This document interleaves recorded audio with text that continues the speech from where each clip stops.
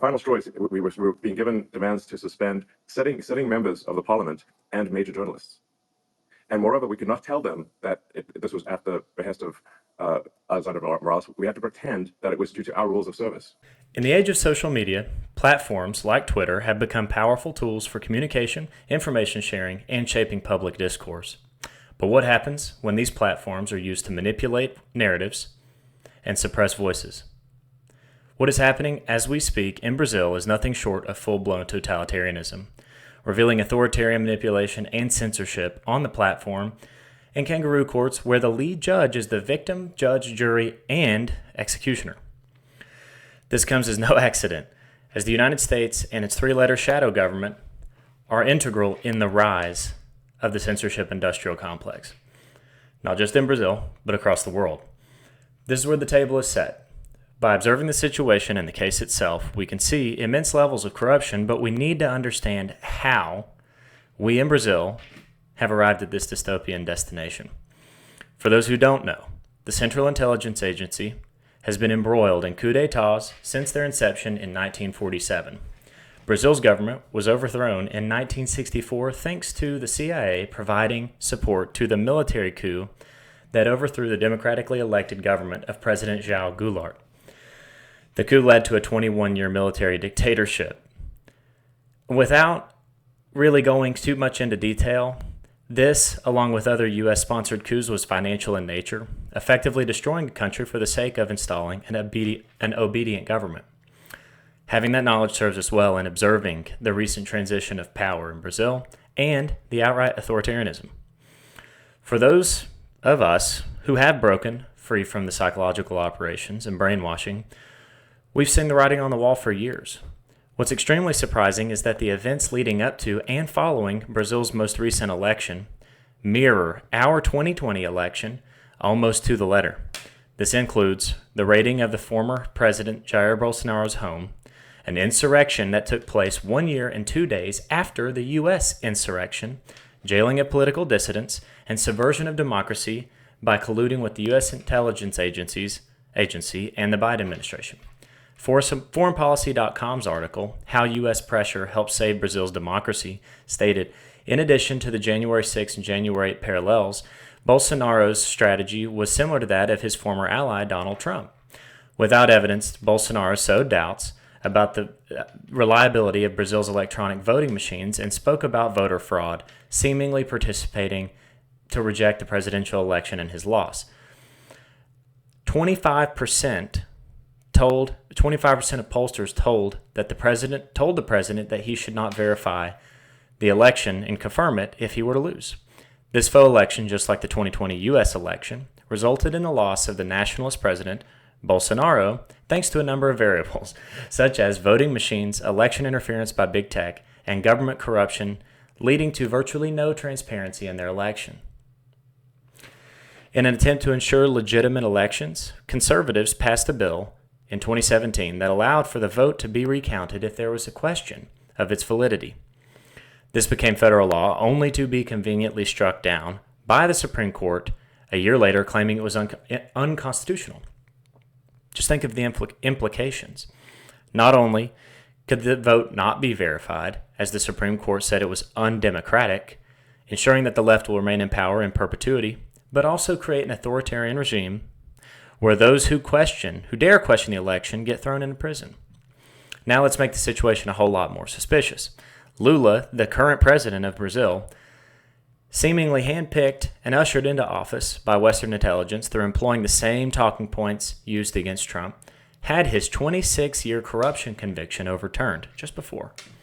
Now, if that doesn't sound oddly familiar, his conviction was for accepting bribes in two separate corruption and money laundering cases involving Petrobras, Brazil's state-owned multinational oil company, which was uncovered as part of the largest anti-corruption effort in Brazil's history, Operation Car Wash. As we've seen time and time again, the U.S. and CIA inherently played a role in instituting their selected government through covert election interference, weaponization of the courts, and programming the minds of a population through censorship and selective advertising. Now that the stage is set, we can address the most recent revelations. The Twitter files, Brazil, which serves as an extremely disturbing reminder that if we did not have Elon Musk and X, we would be lost with no hope of redemption. So, the Twitter files, Brazil, released on April 3rd, 2024, by a couple of journalists, David Agape, Eli Vieira, and Michael Schellenberger, as you may know, exposed a sinister plot by the Brazilian government to censor and control its citizens on the platform. These files detailed how Twitter was pressured to share sensitive personal information and take down content critical of the government, which was being done happily by other big tech companies. And then, this is the all-out war being waged on Elon Musk and X. The full breakdown of Michael Schellenberger's reporting is as follows. We're going to run through all of his posts and reporting since it broke. Brazil is engaged in a sweeping crackdown on free speech led by a Supreme Court justice named Alexandre de Moraes. De Moraes has thrown people in jail without trial for things they posted on social media. He has demanded the removal of users from social media platforms, and he's required the censorship of specific posts without giving users any right of appeal or even the right to see the evidence presented against them. Now, the Twitter files released here for the first time reveal that De Moraes and the Superior Electoral Court he controls engaged in a clear attempt to undermine democracy in Brazil. They illegally demanded that Twitter reveal personal details about Twitter users who used hashtags he did not like, demanded access to Twitter's internal data in violation of Twitter policy, sought to censor unilaterally Twitter posts by sitting members of Brazil's Congress, sought to weaponize Twitter's content moderation policies against supporters of then-President Bolsonaro. The files show the origins of the Brazilian judiciary's demand for sweeping censorship powers, the court's use of censorship for anti-democratic election interference, and the birth of the censorship industrial complex in Brazil.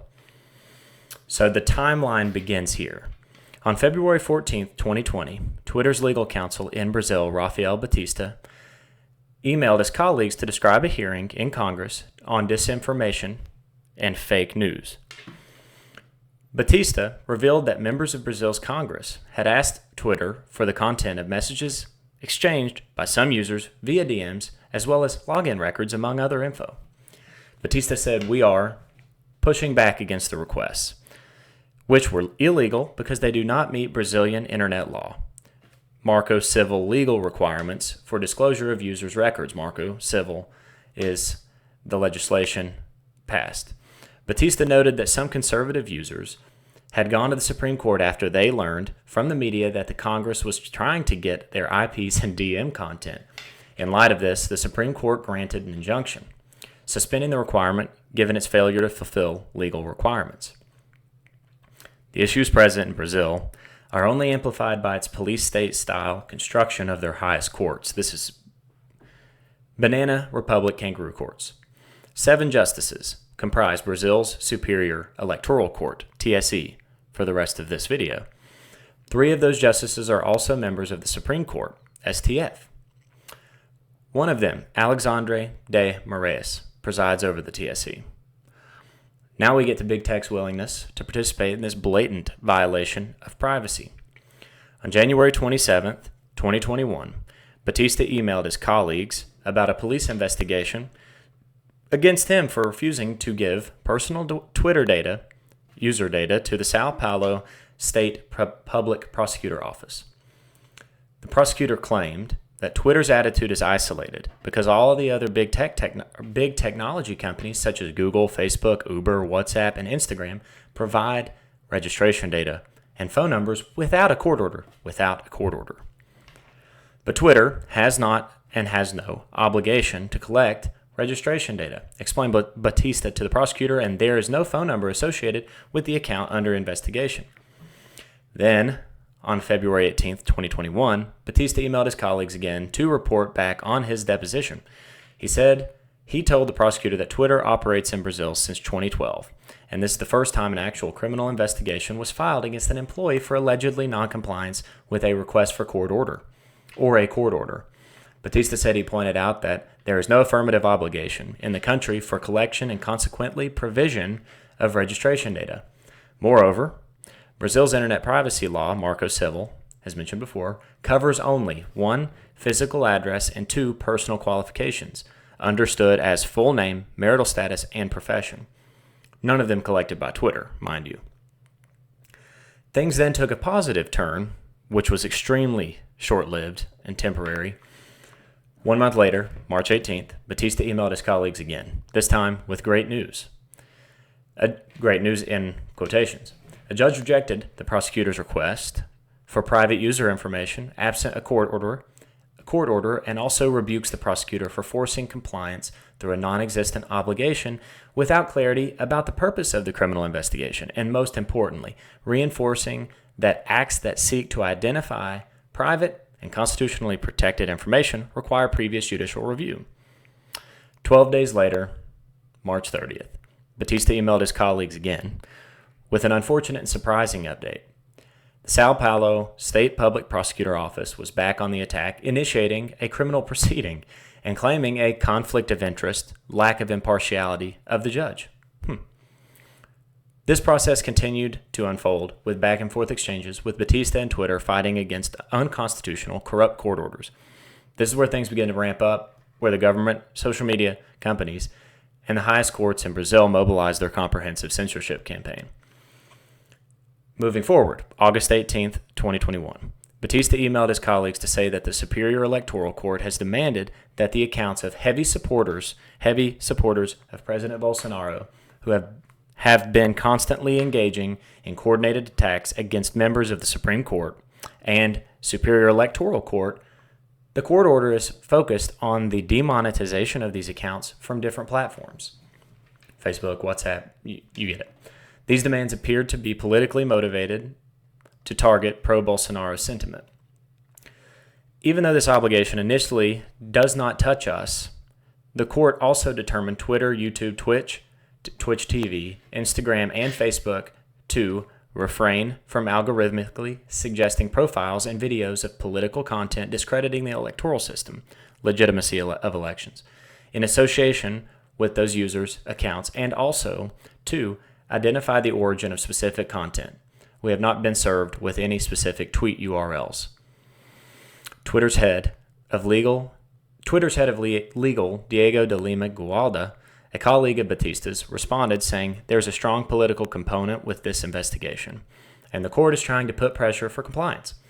Then only 2 days later, August 20th, 2021, Batista reported some alarming news about new demands from the Superior Electoral Court, TSE, remember. Batista reported that it seems like the court wants to identify account handles that would have specifically added certain types of trending hashtags and also somehow reduce engagement of specific content on the platform, i.e., refrain specific accounts from being suggested to others. This represented a significant escalation in the court's anti-democratic efforts. From here, it gets worse. Batista noted that President Bolsonaro himself and several of his supporters are being investigated in this procedure. 15 Twitter account handles have been provided so far. Brazil's High Electoral Court, TSE, which De Moraes controls, also demanded Twitter reveal the identities of users on October 25th,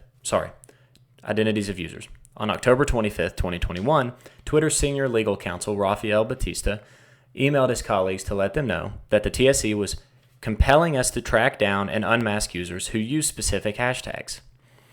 The TSE's request was illegal, noted Batista, and so Twitter would resist the court's order. Batista said that Twitter was going to push back because there was no evidence of illegality in the use of hashtags, and because the TSE was demanding mass and indiscriminate disclosure of private user data, which characterizes a violation of privacy and other constitutional rights, so one would think. Then the complete censorship campaign began on November 26, 2021. The courts of Brazil issued sweeping censorship demands. A court of appeals orders Twitter to globally remove, not just in Brazil, specific URLs related to the plaintiff. The court claimed that Brazilians could find other ways to see the content, such as through a VPN, which masks a user's location. The court also sought to know the identities of users who were not in Brazil. Now we're getting in a particularly sticky situation. In another case, Twitter was pushing back against an injunction that granted data provision, IP logs, to unmask 62 accounts that retweeted an original illegal content. Of the 62 accounts, 8 accounts are not even located in Brazil. This has proven to be a campaign to get up to totalitarianism as quickly as possible, with the entire saga spanning several years, getting us to where we are present day. Things ramp up from here. Following the release of the Twitter files, Brazil, Schellenberger has published a number of critical posts exposing the dictatorial state of the situation, with Elon Musk being at the center of what could only be called Elon v. Global Deep State. The following is Michael's outstanding synopsis. I would be doing a disservice if we didn't cover this. Elon Musk is all that stands in the way of totalitarianism. Last night, April 7th, around 8 p.m., local time in Sao Paulo, Brazil, Federal Supreme Court Justice Alexandre de Moraes announced the criminal investigation into Elon Musk, the owner of X, formerly known as Twitter, for allegedly spreading disinformation, obstructing justice, and allowing people who de Moraes had banned from social media to freely express their views. It's insane. De Moraes said he would fine X $20,000 per day for every banned person Musk allows to speak. As such, de Moraes has taken Brazil one step closer to being a dictatorship. What's more, the events of the last few weeks make clear that Elon Musk is the only thing standing in the way of global totalitarianism. Without free speech, there can be no democracy. If X goes down, we must continue to fight. We can continue to communicate through email and other social media platforms such as Facebook. Unlikely. But email is no substitute for social media platforms' capacity to share information with millions of people. Mark Zuckerberg, the owner of Facebook, abandoned his principled free speech position in 2020 after 3 years of relentless pressure from activists, NGOs, Democrats, and corporate advertisers. Today, Facebook actively represses the spread of news. And we know that's for sure. The mainstream corporate news media have never been more corrupt and totalitarian. With few exceptions, they spread government propaganda as a matter of policy. Nobody demands censorship more than the corporate media, which benefit from governments shutting down their competitors. Funny. Governments are either not protecting free speech or actively participating in the war upon it. Last month, the U.S. Supreme Court, our own, held a hearing where justices made clear that they were fine with the U.S. government pressuring social media companies to censor. Last week, the Scottish government implemented a law to crack down on the so-called hate speech, including jokes by comedians. In Ireland, the government wants the power to send police into people's homes to search computers and phones for hate speech. In Canada, the governing Liberal Party wants the power to send people to prison for life for things they've said.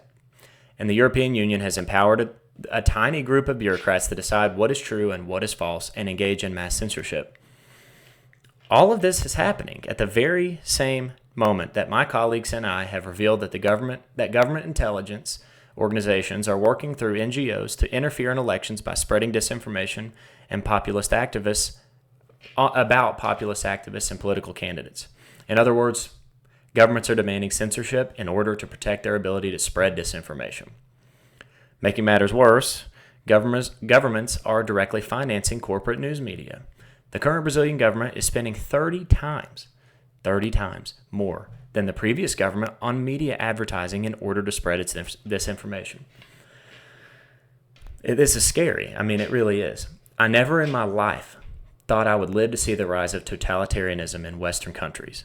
A powerful minority of educated elites around the world are demanding the censorship, persecution, and incarceration of their political enemies.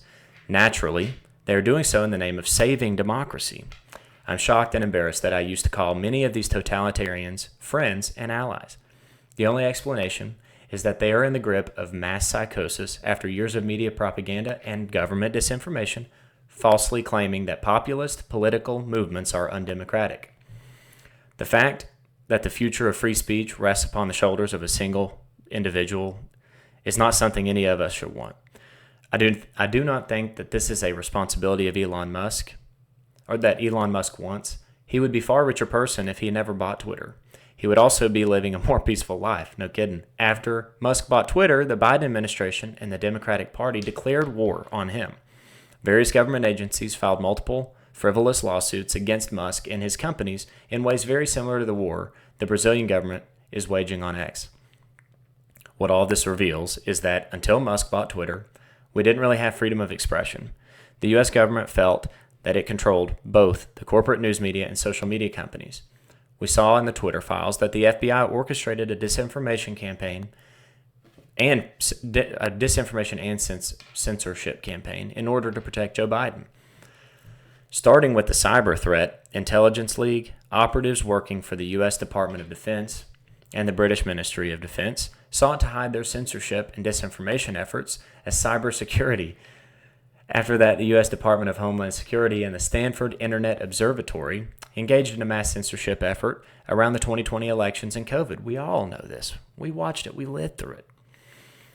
It is today clear intelligence and security agencies have been working together around the world to gain control over social media platforms in order to discredit, prosecute, and incarcerate populist leaders. The evidence is now overwhelming that the FBI and Secret Service are covering up evidence related to the January 6th Capitol riot in Washington, D.C., and are still, and we do not know the exact ramifications, and we know how similar it is to what happened in Brazil, January 8th, 2022. The reality of the situation at hand is extremely grim. Prior to Elon purchasing Twitter, Americans in the world had no idea how sinister our government and media were. Sure, we knew there was a cabal of depraved elites who wanted us completely brainwashed and controlled, but we didn't really realize how the pure evil was the core of our modern infrastructure. What we are seeing in Brazil is not unlike the coup d'etat in 1964. Unlike this time, it's more pervasive and indicative of what the entire world would look like had the divine acquisition of X not happened.